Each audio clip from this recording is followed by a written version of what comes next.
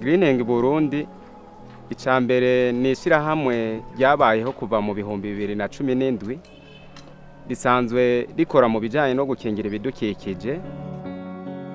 Dusanzwe dutegura amatuta y'ibiti. Mu biti dutegura turategura ibiti bibana n'indimo. Muri ivyo hasanzwe harimwo n'ivyamwa.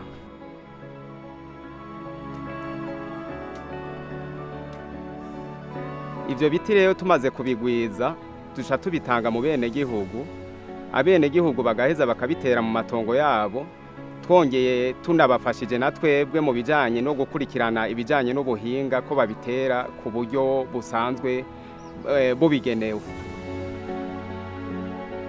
Ico ciyumviro n'ugwaruka rwagiye hamwe, nanje nsanzwe ndi muri abo, hama babona ibijanye n'ihindagurika ry'ibihe ngene ribangamiye isi, hama bavuga ati ivyo byose twokoresha umutwe n'amaboko yacu twoshobora kugira ico duterereye natwe ku bijanye n'ihindagurika ry'ibihe.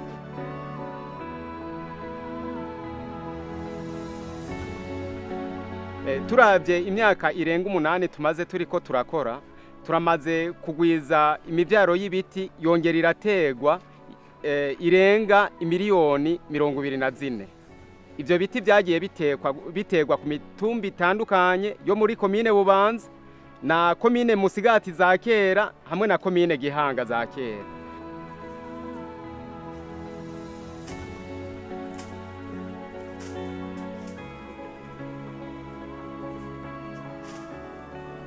Uyu mugambi mpereye mu kibano urafise akarusho kadasanzwe.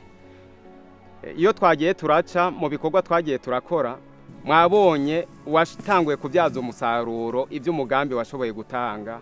Mwabonye ibiti vy'ivyamwa, mwabonye ibiti vy'imicungwe kandi yamye wenyene yivugiye ati jewe aha ndindiriye gusoroma. Ya byose rero iyo tubibonye turagira ati vy'ukuri twaraterereye kandi n'abashoboye kuronka ko kuri ya migambi twategura baragize ico baronka. Iyo ibidukikije bikingiwe, ubuzima bw'abantu bubaho neza, ubuzima bw'abantu ntibubangamirwa. Iyo ubuzima bw'abantu butabangamiwe n'igihugu kirashikirwa, ahubwo tworonka abadushigikira, tworonka abatufata mu mugongo, twoshobora gukora n'ibirengeye ibi. Ngize amahirwe nkahura n'icubahiro umukuru w'igihugu cacu ciza c'u Burundi. Ikintu ca mbere twomusaba, Sebarundi asanzwe azi ko iyo ibidukikije bidakingiwe ubuzima bw'abantu buhungabana. Twomusaba by'ukuri ko twoshigikirwa muri uwo mugambi wacu kandi turizera neza ko yoshobora kudushigikira mu bikorwa byo gukingira ibidukikije.